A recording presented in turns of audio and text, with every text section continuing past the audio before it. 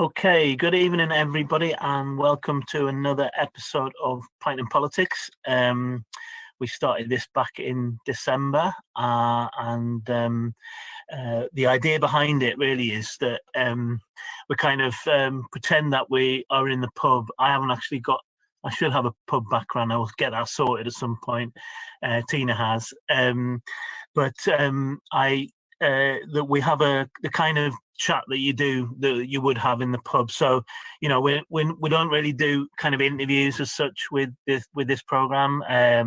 More kind of like a chat really. And as we're getting closer to pubs reopening again, God knows what we'll have to do. I suppose we might have to live stream from the actual pub, which would be interesting if not chaotic. We'll have a think about that when it happens.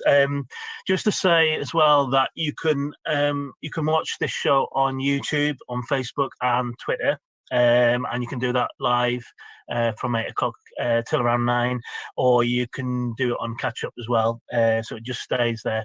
And make sure that you follow Socialist Telly and check out all the other programs that are going out throughout the week. Some good stuff on there.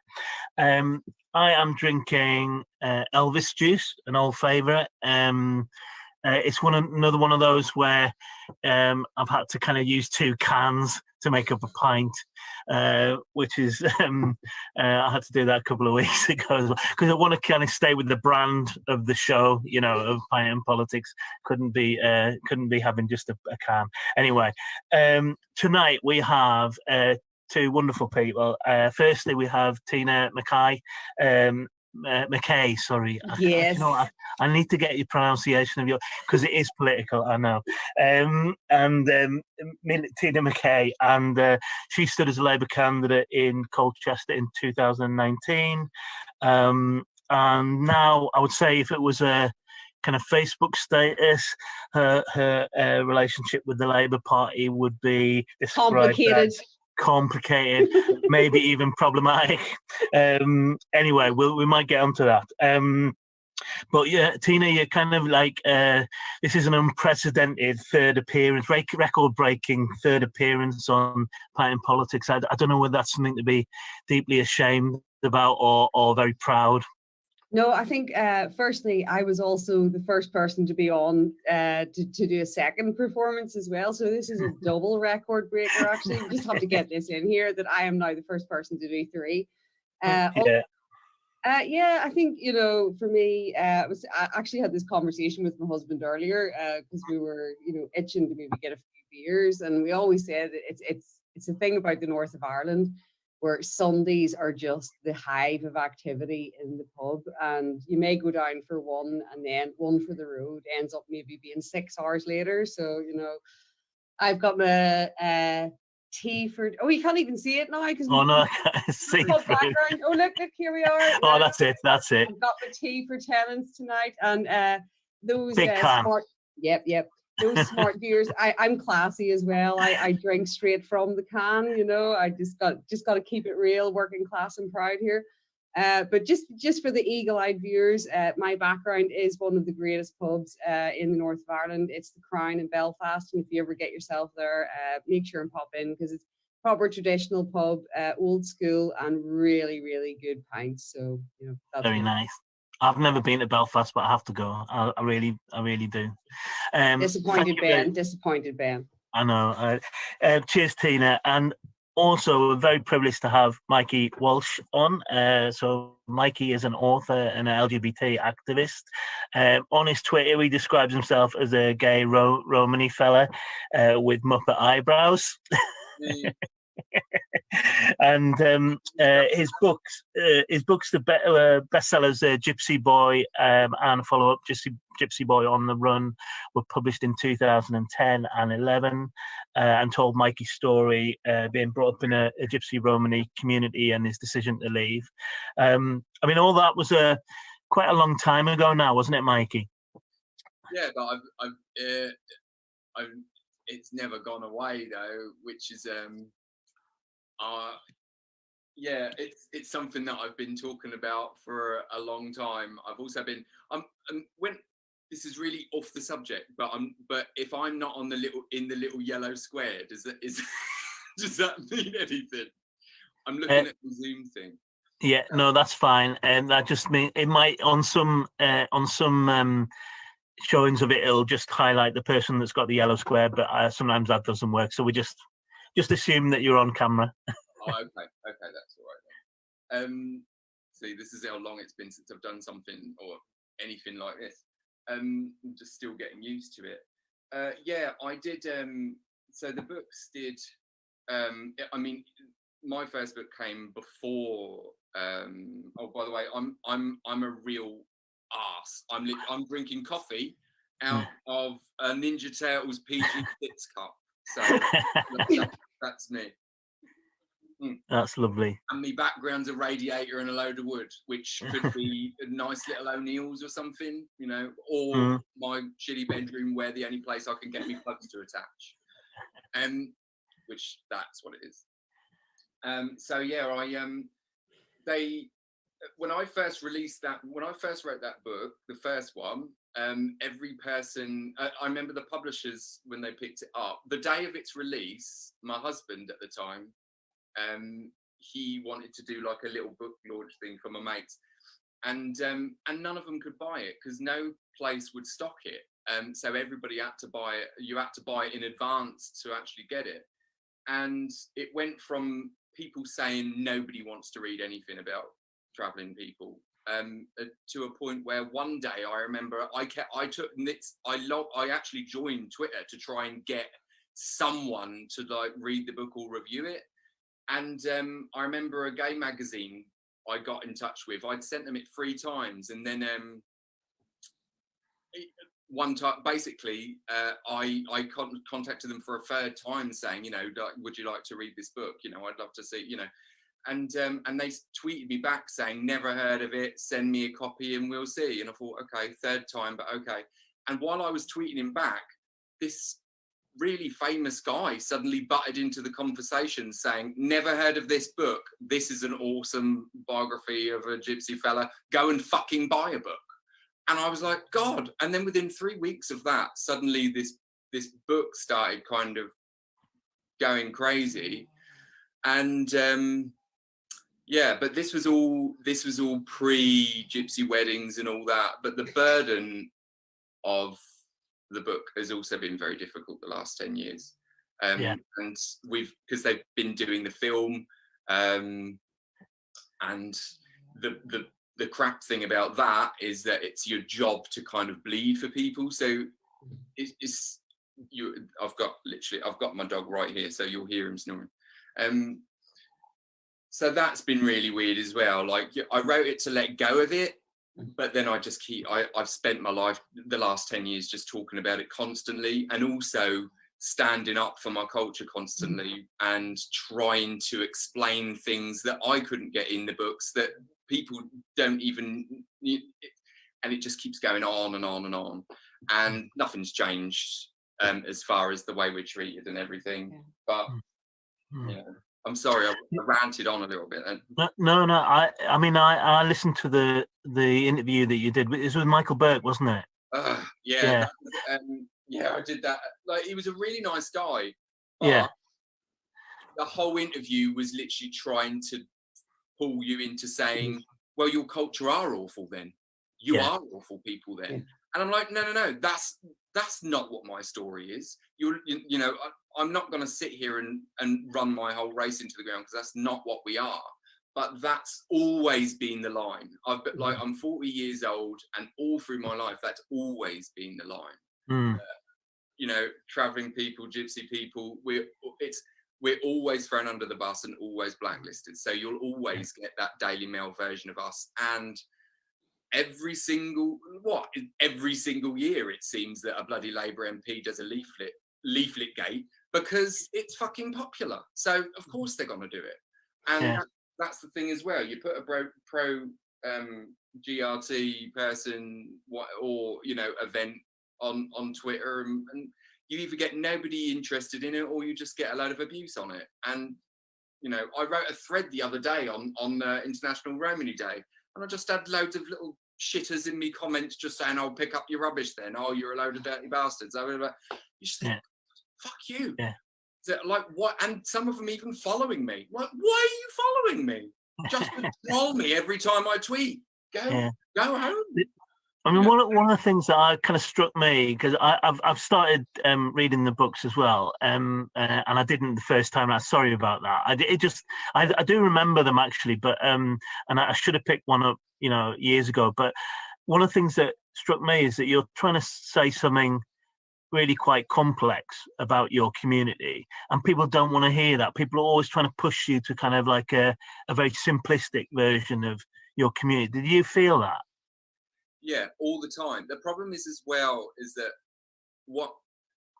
I didn't write Gypsy Boy. Gypsy Boy is not a book about gypsies. It's a book about my growing up in the 80s, and I'm part of a gypsy family, and I'm very fucking proud of my gypsy family. But if you're going to try and find a book about gypsies, that's not the book I wrote, because none of our culture ever properly wrote a book about it, because, like, well, really, through my growing up, what you learned is that trust fucking nobody. And I'm sorry, I'm starting swearing. But so most of our history has always been passed down just talking to each other and passing it down that way. So traditions and language and, where you come from, what you do, it's just something that passes down that way. So the responsibility that people think come from Gypsy Boy was too much of a burden. Like, honestly, the PTSD from those two books, it changed me as a person, because you've got people that will never understand that, but then you've also got people from my own side that it's just a complicated story. Do you know what? But growing up as a gay gypsy boy in the 80s and 90s, when through all that bloody Thatcher time and everything as well, when everyone was against you and the laws started coming in that got us starting chucked off sites that were already passed. I grew up, just as we grew up watching phones and the internet come in, I've also grown up watching my culture die. Yeah. So when I see on the internet now and on social media now about the racist leaflets and the GRT community and the policing bill, I'm like, I know it's gonna pass. Mm-hmm. And I know that even if they amended that bill, the thing about us isn't coming off of it, because that's always been the plan, to just wipe us out. You just don't like what you don't understand. And I've just seen the end of it now, and it's got so cataclysmic and terrible. I just can't. I've just got to a point now where I'd rather go down fighting than leave it to some MP that I couldn't trust as far as I could throw them to try and pass a motion. Yeah. So that's why I've been very vocal about it this last month online, because all I'm seeing is nothing. All these different organisations that are meant to stand up for my community, and and very, very few get much back, and also being offered crumbs and accepting them as well. There's an MP that got made, I'm not going to say who it was, but they got made a new front bench shadow cabinet Labour MP, and they started kind of getting loads of praise from my side. I'm like, hold on, she ain't done nothing yet. And when it came to the bill, and she ended up doing interviews with all of the GRT orgs and whatever else, and saying what she was going to do and saying how much she cared about the GRT community, and then went to abstain on the policing bill. So fuck her. And that's why, so it's literally like, you're on our side, but, just for the column inches and a bit of praise. But when it comes down to it, you'll sign us off in a second. So this is why I just don't trust anybody with it now. Can I just don't, sorry, I know Ben, this is, your interview show, but there's just something Mikey you said there that is just, I think, incredibly powerful. And I think it stands not just, with your community, but with all working class communities and all communities is, and you said you just don't like what you don't understand. And that is it in a nutshell. It's, they don't want to understand any community other than their own, and they don't want to like any community other than their own. But I just had to say that because I thought it just really hit me that you just don't like what you don't understand. It's a really profound, really just it struck me there. Sorry. Tina, I was just going to ask you as well, actually, because Mikey mentioned some of the Labour MPs, and we've seen. I mean, it's not just an issue around leaflets. I mean, obviously that's kind of flared up again recently, but there's also been speeches from the Labour, benches in opposition. Probably, I mean, if you go back, there will be when we were in government as well.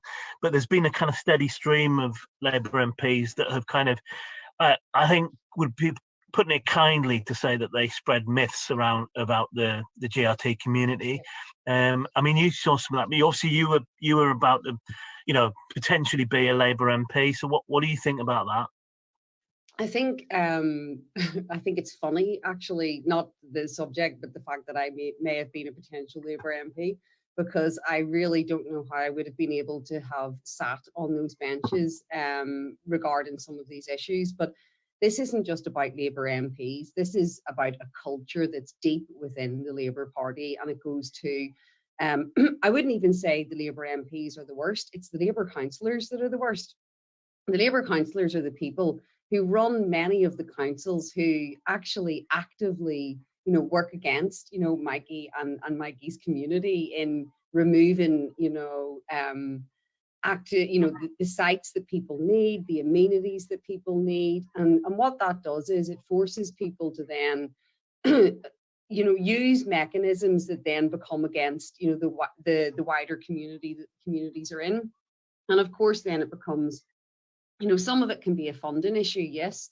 And they cynically use, the issue of funding. Oh, we can't, provide services, so we must remove other ones. But also, it's about, for me, there's the short-termism of politics. So it's easy, as Mikey says, for people to put on a leaflet that they're going to remove a GRT community because that will remove the issues. But what they're not doing is looking at the fundamental issues that the community needs. And if they were able to, instead of looking the short term, but think of the long term, and what they should be doing as Labour councillors is providing the human rights of all communities that are needed to exist, and fight for the funding that you need to make sure that all communities have access to, the things that they need, and explain. I mean, regardless of whatever the issue is, I find that councillors tend to look for the easy answer, and so do MPs as well. It's what's the quick fix, rather than spending the time saying to communities. I had a debate actually with a few people on Twitter over the last few weeks in regards to the bill that is coming in, and people had said to me, I'd said it's a human rights issue. And some people were like, what do you mean it's a human rights issue? What about our human rights as a community to have, a tidy community or X, Y, and Z? And I said, well, what about, maybe your community making sure that the services are there for the communities to be able to access? And, have you looked at the fact that it's not the communities themselves, but the lack of access? And I think, this is something that, I think, one of my big issues with Labour, one of the many issues in recent times is the fact that they do look for that quick answer, and it's the focus on electoralism rather than focusing on communities. And I think that's what we need to be looking at is, if you're representing your community, you're not just representing one element of your community as a councillor, you're representing everybody within that ward, everybody that resides in that ward you're representing. And it doesn't matter whether they're the wealthiest or whether they're the poorest, you should make sure that everybody's needs are met, or at least do your best to make sure their needs are met. And don't pit one community against another looking for votes. Do the right thing. That's what we do as socialists. That's what we should do as, I was going to say as Labour people, but not all people in Labour are socialists, but we certainly should be looking to make sure. Socialists. Yeah, I know, exactly. Socialists. Only on the card. Yeah. Like there's too many bastards in it. Yeah. I mean, it's like the whole leaflet gate thing. What, 2 days later, somebody, one of Hilary Benn's councillors, is on Facebook writing anti-gypsy stuff on their Facebook thing. It frustrates me so much because we're so like. And nothing happened either. Nothing happened to them. Absolutely nothing. And this is what annoys me, is that you keep like all my lot keep being demonized all the time. It's like, oh, you're moving on to our fields and just leaving all your trash. Like, where did they come from? When I was growing up, there was hundreds of gypsy camps that were passed for permission, that we bought, moved on to, built up to look absolutely lovely, moved up. God, most of our lot won't even take the plastic off the furniture, but you call us pigs, like, you know, right through to death. But yeah, we built up all these lovely places, but then suddenly the demonization starts. A whole community gets together along with cunt councillors, and all of them gather together, and suddenly a piece of ground that someone bought with planning permission on it is suddenly unplanned planning permission. We're chucked off, and then basically it's got worse and worse and worse over the years, that we're all just sitting ducks going from place to place to place, because there's literally every single camp, it's packed.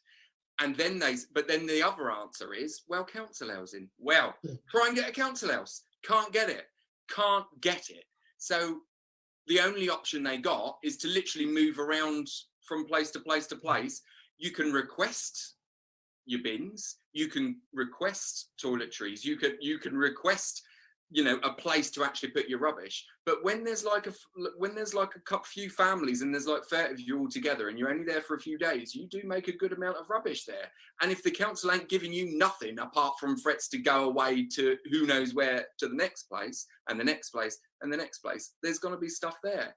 So that's what really frustrates me, is this constant demonisation. So, and the thing with Labour, like, these are the people that I joined in 1915. Look here, like I'm a witch. I joined in 2015. And, you know, and all this hope and all this, you know, and it was, you know, and you really thought you'd make a change. And I remember the arseholes from before, and I just thought, well, we'll make sure that, you know, that they're held accountable.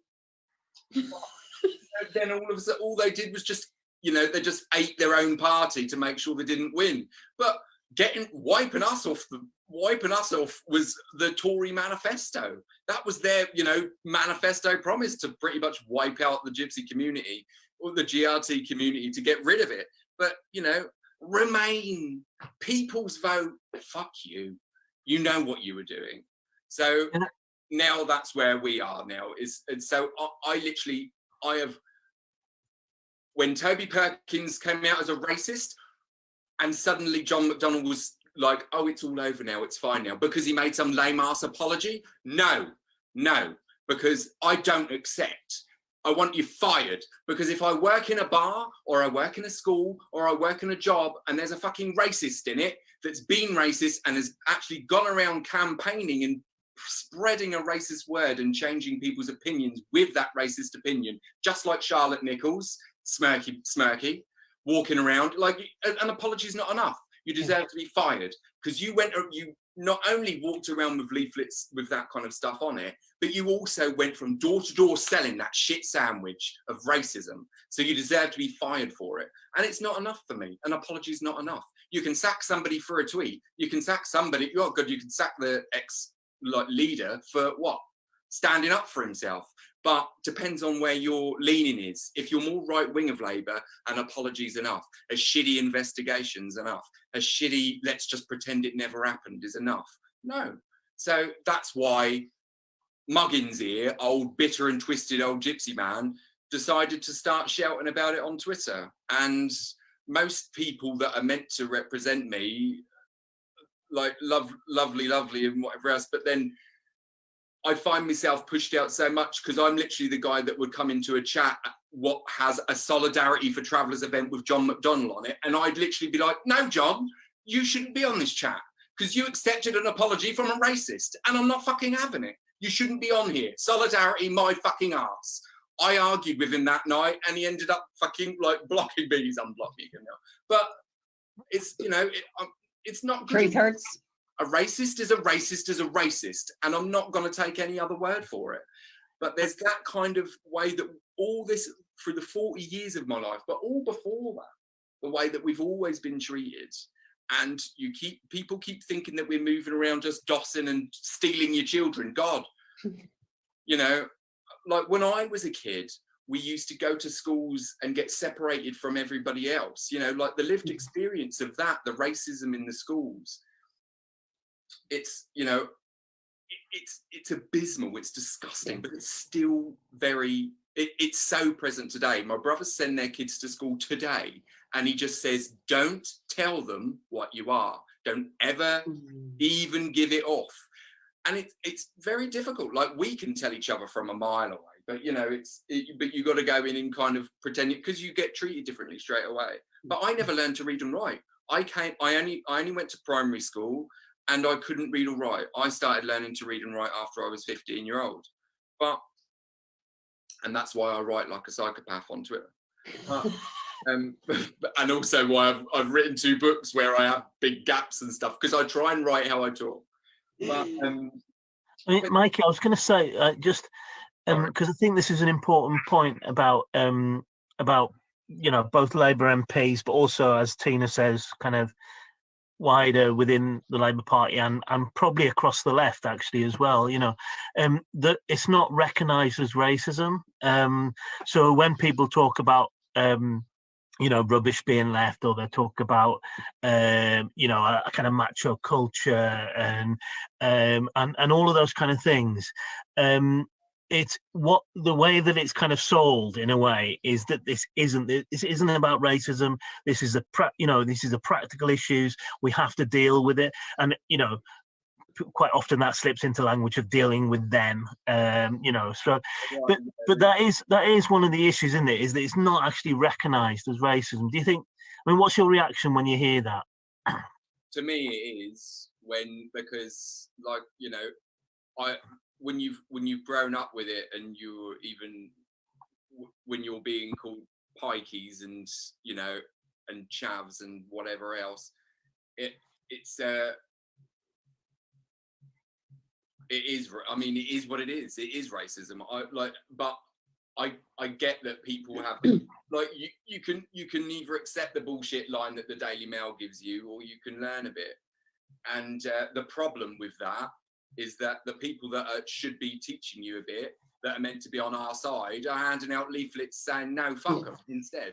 So I think as well, for me, you know, I think like it's a huge aspect of dehumanizing people, and, you know, othering and making communities feel that some people are worth more than others. And I think, you know, it's not that it's endemic across society, whether it's, you know, the GRT community, whether it's people who are disabled, whether it's people who are mentally ill. It's all about making you feel unworthy. You're not worthy of this. You're not a community. Why would it even be racism? Because you're not even worth being classed as a race. That's basically what it's saying, you know. Another minority to blame, while they're all, you know, just like eating up everything else, and they're just pointing away saying, no, it's them, it's them. Yeah, it's them. It's a massive divide and rule. Money. Yeah, massive divide and rule tactic, which is, you know, never mind the fact that it's the responsibility of the council to provide the facilities that, you know, people need to make sure that they can live as bloody human beings.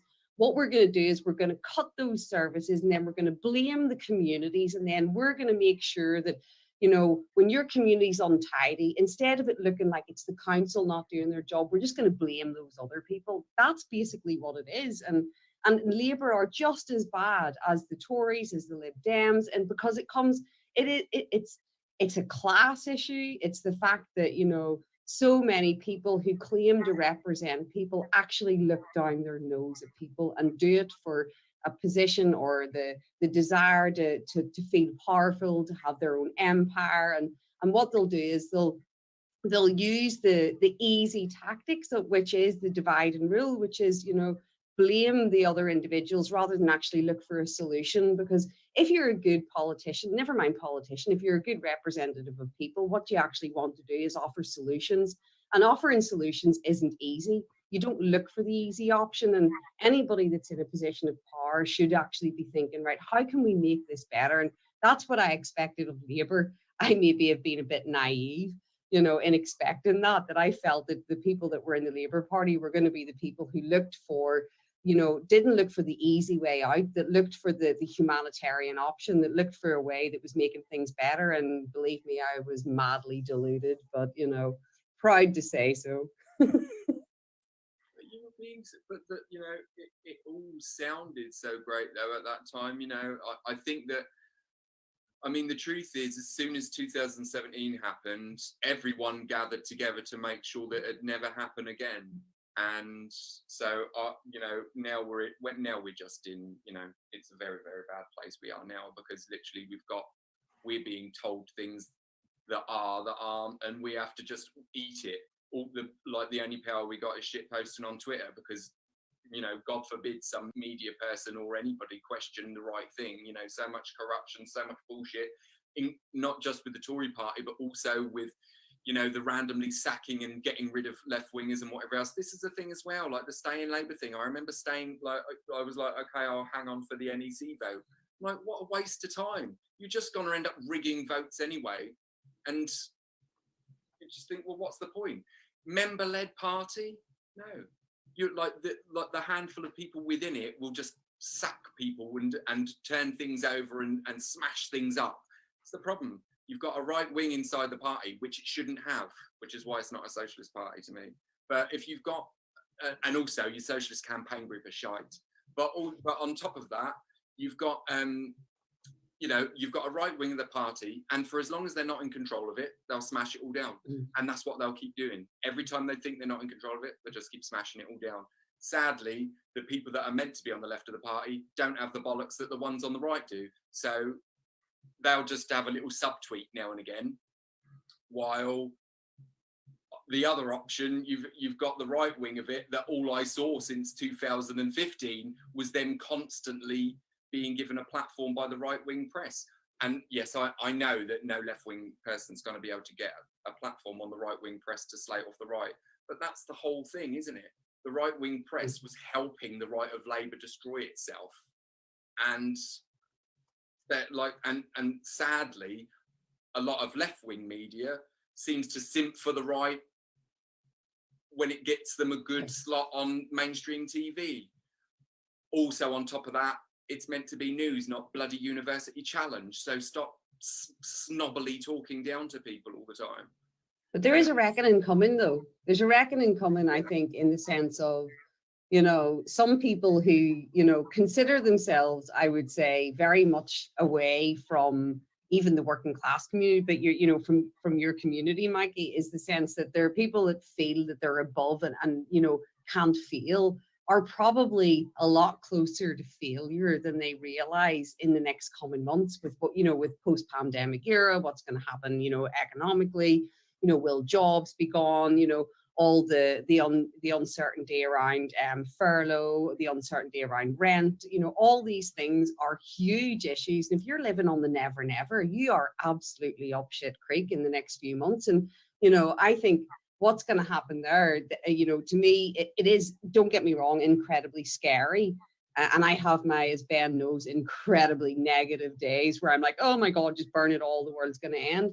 But there's a huge opportunity here for the working class, for, you know, all of us to be able to say, right, enough's enough, fucking waking up, open your eyes, smell the coffee, let's link together and realize that if we all come together and become a force, we actually have the power. And, you know, it goes back to, you know, I bring this back because although the Corbyn moment was incredibly high, low, everything else, and we didn't achieve what we wanted, there were those moments within it. And I always come back to the moment of him at Glastonbury, and he's, you know, reciting the, you know what I'm going to talk, like the Mask of Anarchy.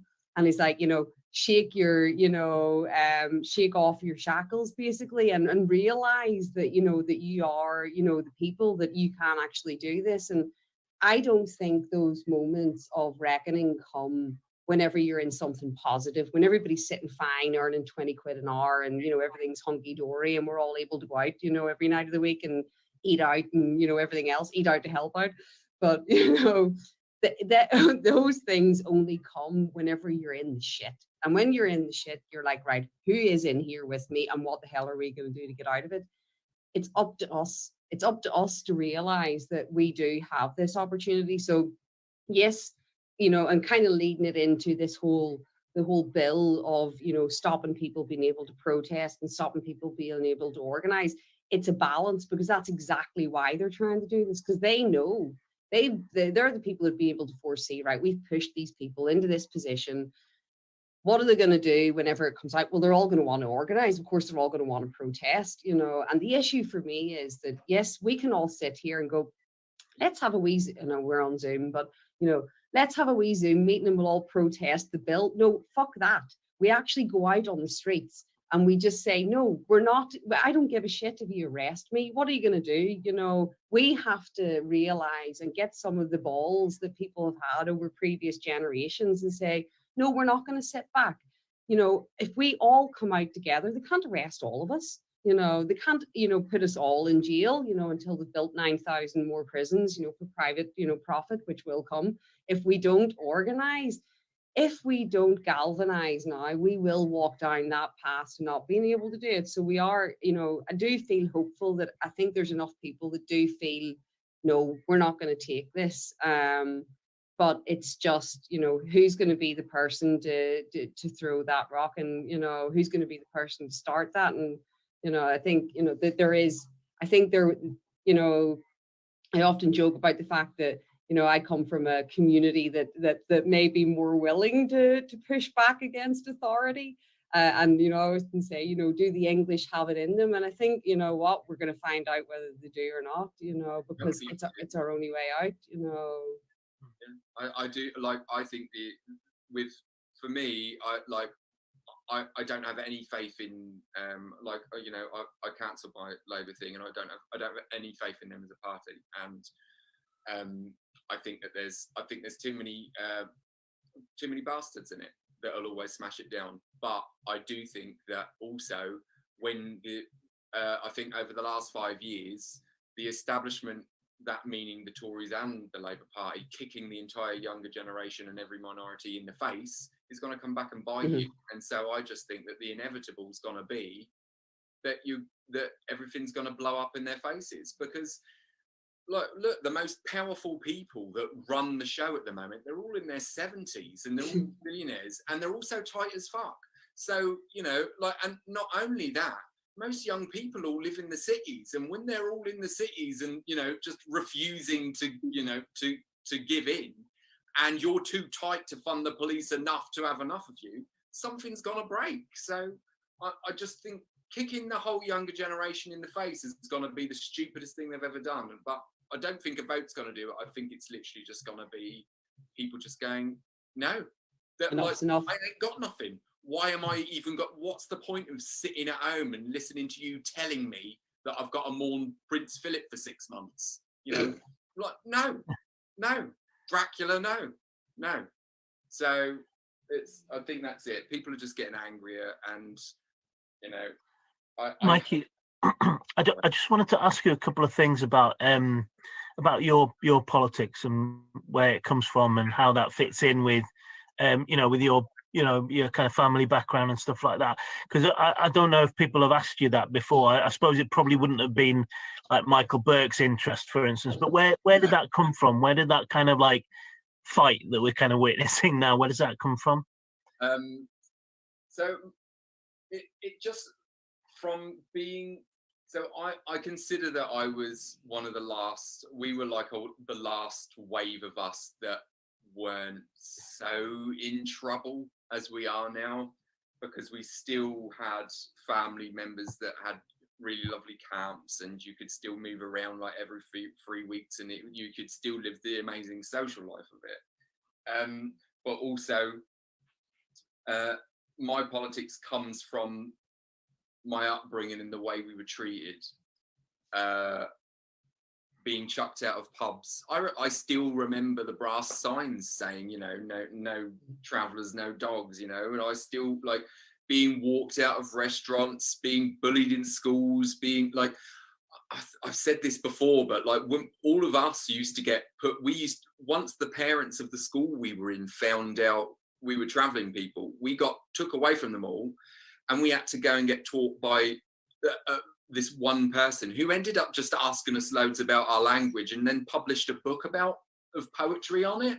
So good for her, but fuck us, we all walked away with nothing. But we used to just sit and draw and just, you know, and just have banter with her, but we were kept away from everyone else. So my politics really comes from growing up within that, witnessing it firsthand, how people look at you differently and treat you differently. Like, a lot of us are white passing. I've lived at home, I've lived away from home now for like 24 years.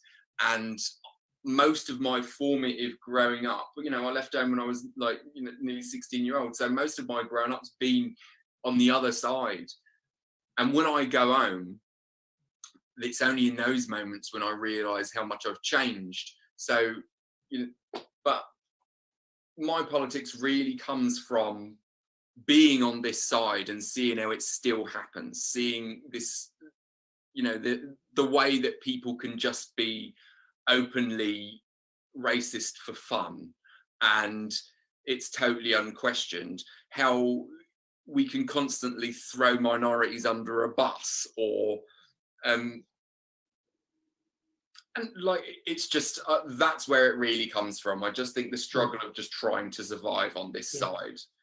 I don't know, I just needed to know the right people and I didn't, and so that's the experience that I've had, and that's how come I've got to a point now where I would consider myself a socialist. I'd imagine a lot of my lot would consider themselves socialists, because all we want is equality and fairness, but we just keep getting treated like dogs all the time with it. But the reason being is because all you're seeing is bloody leaflets by shithouses, so and Daily Mail things and whatever else.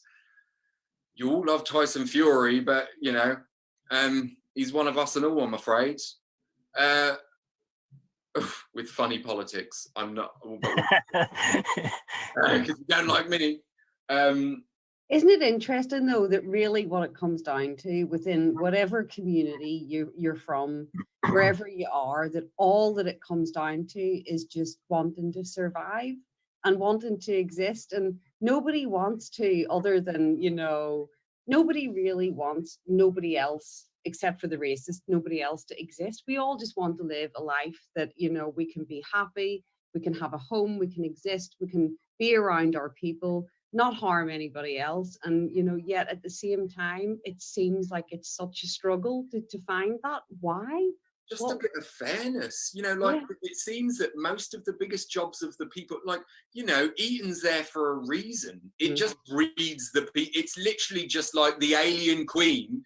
It's the bullshit factory. Shitting out eggs of our next rulers. And that seems to be all Eton's for, is just like, oh, the next bully boy, the next bully boy, the next bully boy. And it's literally just laying these eggs of the people that rule us. But it's not even about education. It's about who you know. Yeah, Boris has got a great education, can't even cut his hair, mate. But it's the confidence. It's that over exuberance, that confidence to rule, you know. And it's kind of, it's mad because I'm having this go at the moment, you know, aside from, you know, chat about politics, which is like applying for jobs in your CV, and you realize that everybody else is bullshitting. And I'm like, but I'm just trying to just say who I am. Is that not enough? And it's like, you realize that, you know, life is just full of people bullshitting their way through and lying, and you're just kind of like, well, you know, where's the fairness in that? Why can't it just be the fact that we're people and we should all move forward? Like socialism, nobody should be left behind. We can all move forward. How is it affecting anybody for that not to happen? Even the rich people will continue to get richer, but they just cannot abide anybody else, you know, getting the mere crumbs to exist. And unfortunately, that doesn't just exist at the top of society. It does exist the whole way through. Every level seems to look at a level below as if, well, you don't really deserve that. And I think that's what we need to really change at the fundamental of society, is the fact that in the end, we're all human beings, and regardless of where you're from, what you've been through, shouldn't it just, you know, be, you know, something that you all fight for, is the people's right to exist? I don't know. Am I being too idealistic in that? You know, all we want is just some respect and be able to, you know, and well, that's it. But it's it's as plain as the nose of my face that doesn't work like that over here. And it's not a conspiracy theory. It's not a bloody Facebook write-up. The absolute fact is that like, even in journalism, you've got people that are writing all these amazing columns and whatever else, and this constant work. And I'm like, oh, it's because they're the kid of so-and-so. They're the cousin of so-and-so. They're the boyfriend and husband and wife and child of so-and-so. It's not because they're even fucking talented. It's because you're all part of the same shitty alien queen. I'll go back to that. But this is, you know, it's really frustrating. So just this my journey to socialism is literally just me without an education trying to be just trying to do some grown-upping and failing. and that's been it. And fuck knows how I managed to write 2 books, because you know, it was being a stubborn bastard. That's what made me get to write 2 books out of it. But you know, and yeah. So what? We're in a rigged economy. Smash it up. Smash it. That, like, I just want more. The thing is with the internet now, you've got more and more young people that know this, and you've got the people that were on their side a few years ago, kicking them in the face and telling them to fuck off. You could have done the opposite, and we could have done something democratically. But now you're just pissing off everyone. So now all we got is this, like, incoming kind of anarchy, because it's going to come, because there's only so much of it people are going to take. Yeah. And you've got a whole younger generation looking out for that. You can Turning Point can go to universities and find a token if you want to. I can sit on here tonight and start going all, you know, right wing on you, and then get a Daily Mail column out of it next week. but have some fucking morals, mate. Yeah. So, but the left are the worst for that. The left are the worst for that. And I look at the likes of Owen Jones, who, you know, are seen as the vanguard of the left, who basically, you know, led us up shit creek, you know, over the last few years, and are still rewarded for that. And, you know, I often wonder whether, you know, we need to, you know, kind of be a bit more honest about the people that were allowed to have that voice. So the Paul Masons, even, you know, even the elements of Navarra, even, you know, that they are the liberal class of the left, and why are they given the opportunity to be the voice of the left? And I think the gatekeepers as well. Yeah, I think that there's, you know, there's a gang and there's a gatekeeping thing about it as well, and it's the safe option. Yeah, I just think there's political education and there's political news, but when I don't know, like when you're trying to win back the left and you go, here's my 6-part thesis on how we win back the red wall, I just go, fuck off. No, that's not how you win back the red wall. I do not want to read something that's like the bloody Da Vinci Code. No.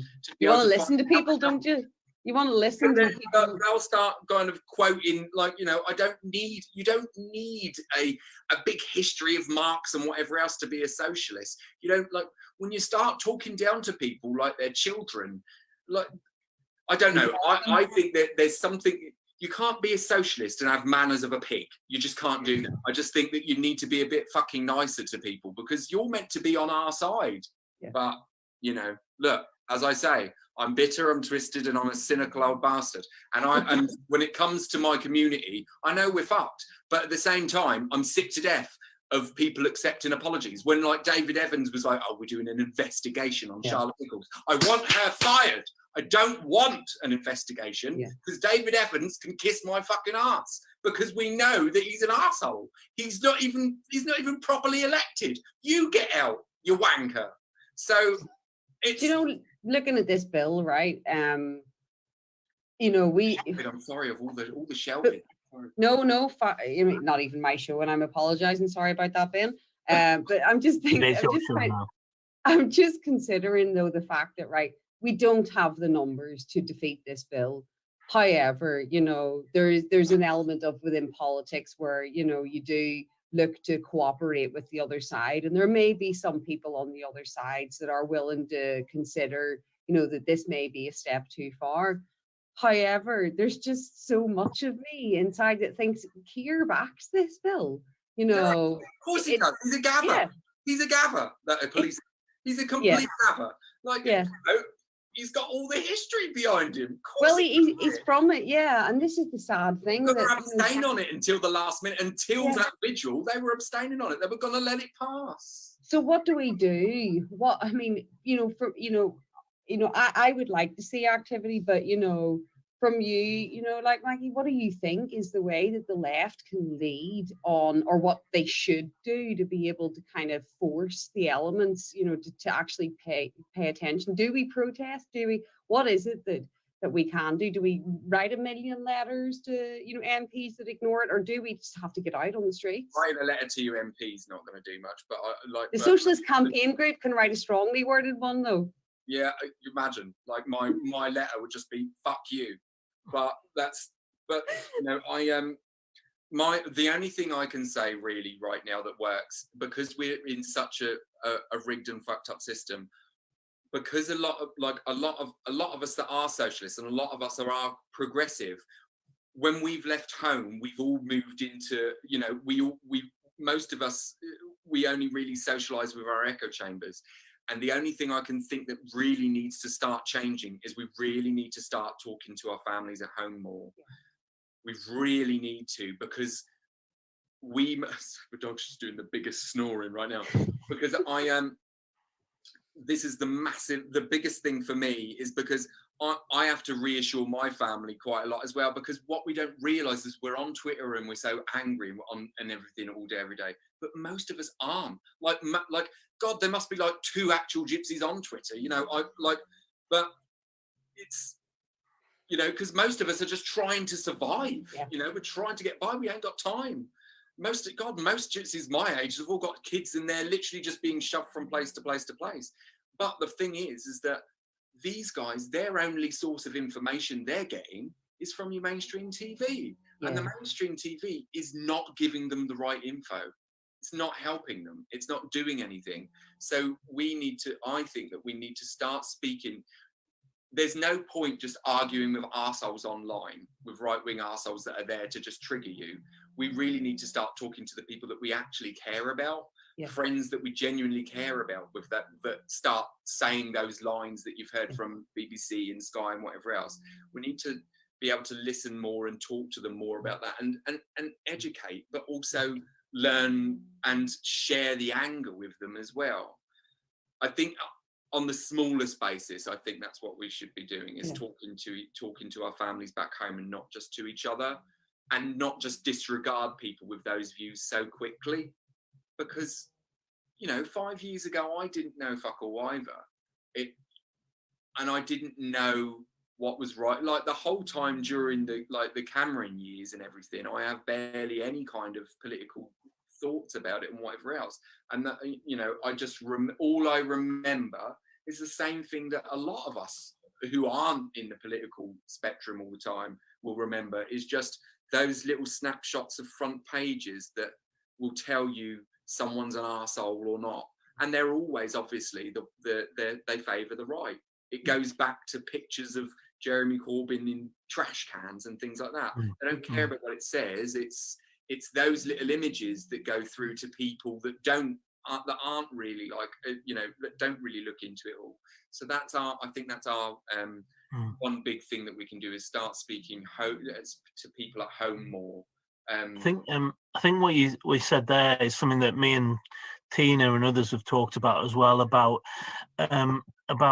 ditching people. Like there is a culture on the left that is kind of really quite intolerant of, and doesn't understand the notion of people changing and why people might have views that are kind of retrograde, whatever, and actually thinking, well, they're not, that doesn't mean they're rubbish, doesn't mean that they're trash, and that is not to say that, we don't challenge appalling attitudes, but there is a real problem with that, I think. And I suppose this kind of impinges on what you started off saying about, your kind of experience of your background and so on, and trying to present like quite a complex view of that. And also the, Gypsy Roma traveller community is not one, is it? It's massively diverse. Yeah, and it is. It's really diverse. You've got Romany Gypsies, you've got Irish travellers, you've got Roma, but then and it's so diverse, and there's, and all of us, there's similarities, but then there's a lot of not similarities.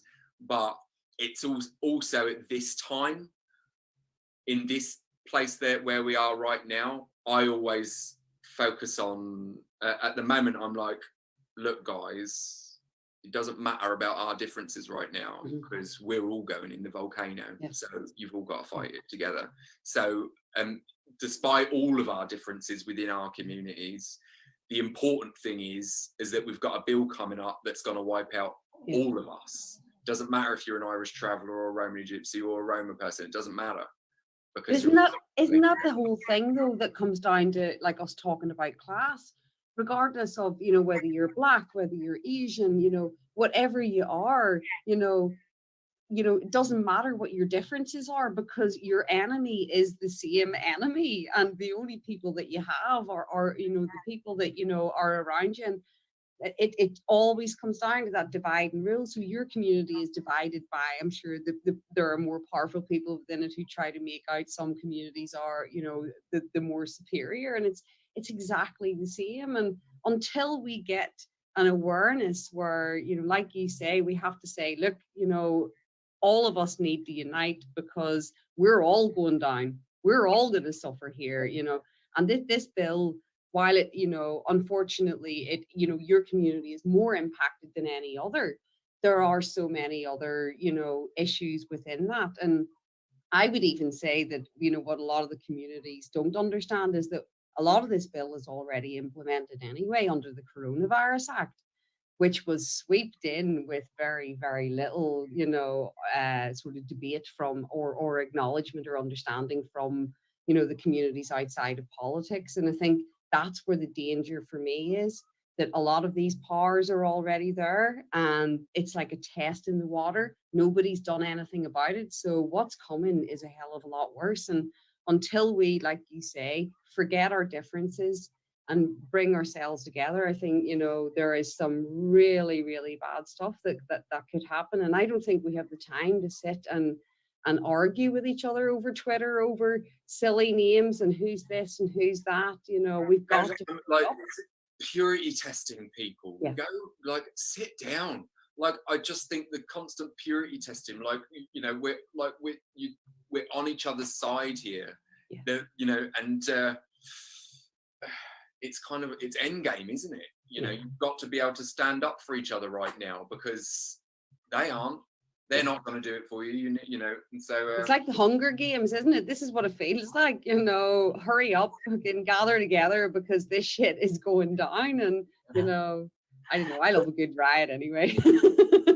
By the way, we've got to take a quick vote now, because we're going to lose people to the line of duty. You know, getting a lot of criticism for my poor handling of this program and how I can never finish on time.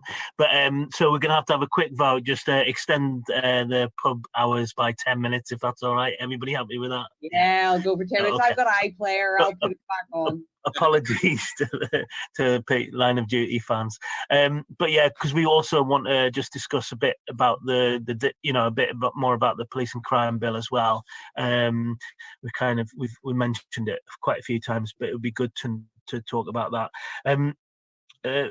I mean, what just on that then, what are the things that are going to affect the travelling community particularly, Mikey? What are the things that are really pernicious about that bill? I mean, there's the stuff about criminalizing trespass, but it's kind of broader than that as well, isn't it? It's basically just down to the policeman's what's the word? It's down to what they think. So you can but look, you could just move. You can walk onto a gypsy camp and just start collecting their trailers, their vehicles, everything they own, and confiscate it, and leave them, and just completely fuck them. And that's without question. That's because you think that's leaving it to a policeman to decide whether he thinks that we seem troublesome, which, you know, I could be dressed as Mother Teresa and they'd think I was troublesome. Do you know what I mean? So you're leaving it at a policeman, that's the word, discretion. You're leaving it at a policeman's discretion to walk onto a camp and decide whether to just completely, like, to call in the others and just completely attack it and empty it and take all of our stuff away completely. And your children. Yeah, and well, that's it. So you're all homeless. Your kids are taken into care. And everything you own has been taken away, and that's it. And that's the plan. So when you see politicians and stuff saying, well, you know, it's not like making it sound like it's a maybe, when we know there ain't no maybe. As soon as this passes, people are going to be going into gypsy camps and just dismantling them and taking it all legally. They can legally take everything we've ever worked for and what we've built and what we earn and what we own. They can just take the lot. It's the whole thing's just a way to just completely wipe out the way of life and us. We're talking about Dale Farm on a massive scale, aren't we? Yeah. You know, an instant. It's kind of, you know, it's not over a period of days. You don't even, like, you know, you just walk in. Like, there's this absolute denial with, I've got like old family members at home, you know, because I've got family members, like, when they get older, they love the life of moving around, whatever else. But when you get older, you can't do that anymore. So what they'll do is they'll buy a bit of ground, build a little bungalow on it, and then they'll have like a few plots on there where their friends and family can move on during the summer and stuff.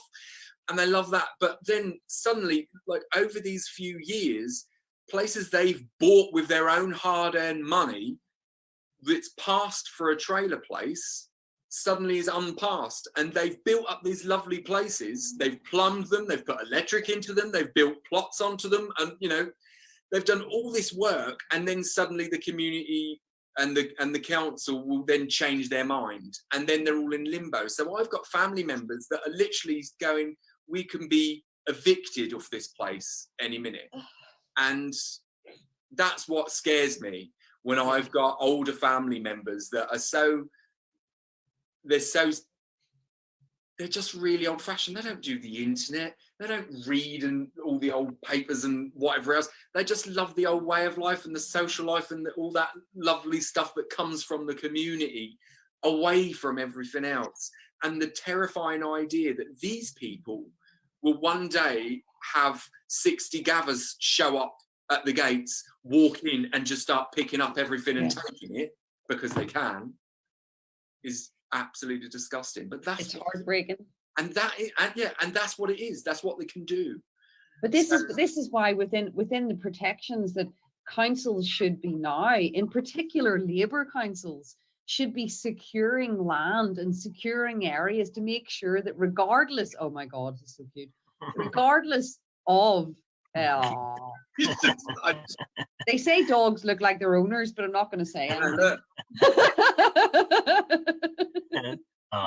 Cute. But realistically though, councils do have time now before this bill, which, as you say, it's not a maybe, it is going to be a definite, right? So before this happens, why aren't we, this is something that the left should be doing, which is pursuing their councillors and their councils to make sure that they secure land.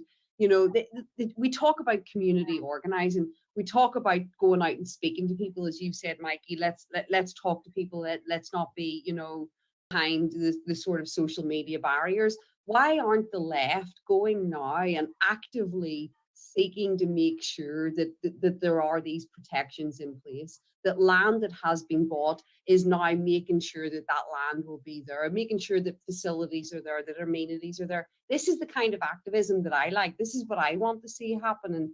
And I'm surprised that, you know, that this isn't the kind of thing. Never mind setting up motions for Labour, conference. What about actually doing something like that? You know, we have time to do this, and this is something I think that, you know, maybe is the way forward, and I think we do have the time. And I think, you know, if we are going to talk about solidarity and we are going to talk about socialism, maybe this is the kind of thing that we need to be advocating for. A few years ago, there was quite an active traveller solidarity network, wasn't there? And I remember doing a few things up in Durham with them, and thought that was quite positive. I mean, there was a kind of like quite middle class element to it, but I still think that it did practical things, and it, you know, it certainly shared like information about what was going on, and there doesn't seem to be that. I mean, like Mikey was kind of saying before about, I mean, you know, in you know, you know, you expressing disappointment really in the left, and I think we should take that seriously, because actually I do think that you know, we're as a you know, as socialists, we're letting, you know, a community down really. So I totally get what Tina's saying there. Mikey, what do you think, like, about those kind of networks and things like that? Would that be useful? Yeah, like the thing is that it's not so much like I don't feel like it's,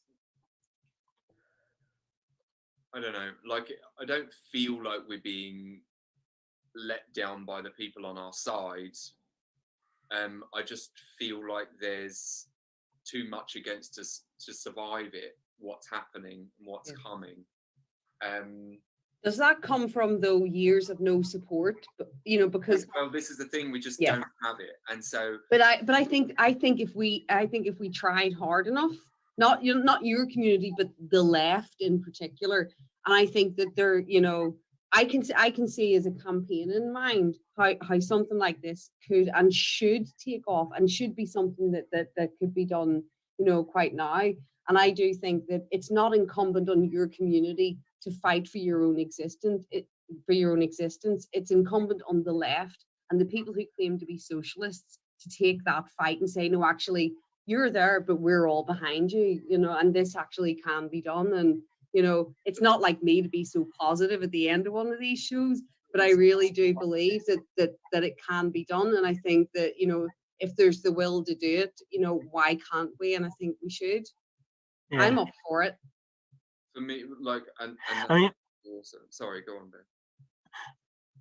Ben. Mikey, you said, I saw something on your Twitter the other day, which I thought was really interesting, about people kind of almost substituting themselves for the Gypsy Roman traveller community as well. So they kind of like say things like, you know, I'm a Gypsy. I found out, I've done my family history, and I'm a Gypsy, or whatever, you know.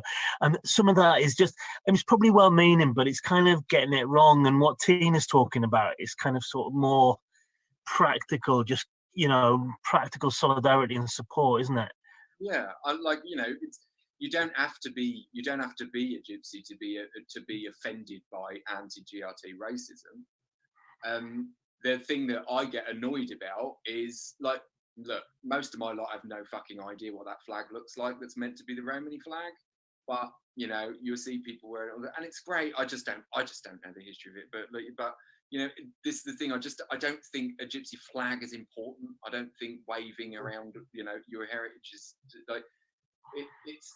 I think you just don't have to. You don't have to be one of us to be appalled by what's happening. And I've spent 10 years with people coming up to me, you know, telling me that they've got grandparents and great grandparents and whatever else, and, you know, and that's lovely. It's really lovely. But you also get people that obviously just say they are because it sounds more exotic to their mates, and it's a little bit racist to me, because I can tell a Gypsy a mile off, someone else couldn't, but we can all tell each other. So it's I over the last, especially over the last couple of months, it's people that claim heritage and then make fucking dog shit decisions on my behalf. And that's what really annoys me, when you have absolutely no lived experience of what it's like to be one of us, but somewhere far, far, far, far, far away, you might have had a great, great, great, great Gypsy granny or whatever else. And that's lovely, but that doesn't mean that you need to sit in the front and center of a GRT solidarity panel, or a GRT panel that makes decisions for people like me, because you don't fucking know. So that's what annoys me. But that happens a lot. All solidarity is great solidarity, but when you know, and also, you know, it's amazing to have a colourful heritage and to have these kind of stories, and I don't knock that at all. It's just that very often, and too often, I see people being able to use some kind of heritage to walk into a Zoom meeting like this, or however many others, because they've told them that they're a Gypsy. or they have it implemented. How many of those people will be on the barricades whenever the police are coming to, you know, to clear, you know, where your community are? That's what I always consider. And I think, you know, that's what we need to be. We don't need to be coming to that marker. I think we need to get to before that, where there is an element of time now where we can organize and we can get people together and we can see where that solidarity is. And I do think there is the will there. And I think that, you know, what we're starting to see is that, you know, like we said earlier in the conversation, that it isn't just about, you know, one particular community. It's about all of us. They are coming for all of us. They will start with one community, but they will pick us all off. And how many are we going to wait for before we realize, oh shit, we need to do something? It shouldn't have to wait for 1 or 2 or 3 communities. We know they're coming, so why don't we do something about it? And like just something else to drop as well. We have no kings or community leaders. So when one GRT publication or org publishes an apology from a shithouse MP, that does not mean that the GRT community accept that apology. Yeah. So I'm sorry, John McDonnell, for getting angry with you, but when you didn't say anything about Toby Perkins until this apology was published, it made me really not like you.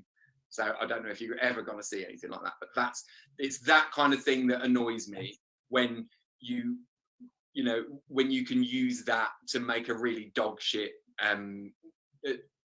thing for all of us, which just chucks us all under the bus. But yeah, like you say, that I think right now we're at a really bad time, especially look, socialists in general, because they're just trying to turn us all into Corbynites at the moment, just so they don't have to change socialist on their card. But we're socialists, they're just cunts. So if so I think socialists are in trouble at the moment, young people are in trouble at the moment, disabled people are in trouble at the moment, minorities are in trouble at the moment, we are in trouble at the moment, and we all need to stick together and stop with the purity stuff, because we all need to stick together. And I really don't think that we're in a place where you can leave it all into some MP's hands or some top tier left-wing journalists' hands either, because I think that they're more likely to shit on you. And I'm sorry, guys, but that happens a lot. Yeah. I've seen people simp for the BBC and throw Corbyn under the bus. Not that I'm a Corbynite, he had some great ideas, but at the same time, it just destroys your purpose. If you're if you're a person that's willing to simp for the right for a bit of cash, then you're not the right person for us. So we all need to just stick together. And only we can save ourselves. Huh? Only we can save ourselves. Yeah, because they're not, the people in control at the moment, are never going to let us in. And for me, that's all I can see coming, is the inevitable backlash from all the people the establishment kicked in the face a couple of years ago, because that's what they've done.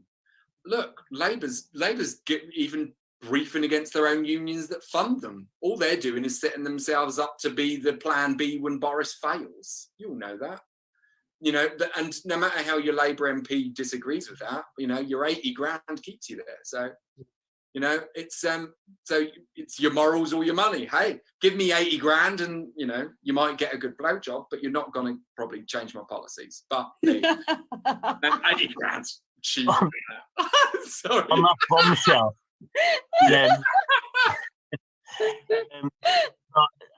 We do have to wrap up, because we're over and people will be itching for line of duty.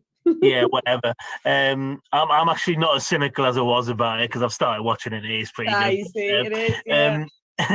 but yeah, no, it's been fantastic, and we genuinely could carry this on for another couple of hours, and which is what we will do when the pubs open, or whatever, it's been really, really good to hear from you, Mikey. I hope that people do kind of listen to you and take on some of the kind of harsh criticisms as well, because I think that one of the things that we need to do if we're mature as socialists and as the left is listen to people that are being critical of us as well. So I'm really glad that you got the chance to say those things and challenge people as well. So and Tina, thank you very much for coming on, and always a delight.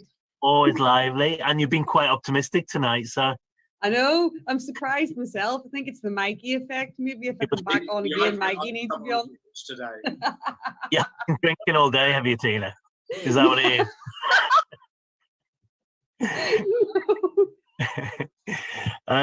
Yeah, but thank you very much, both of you.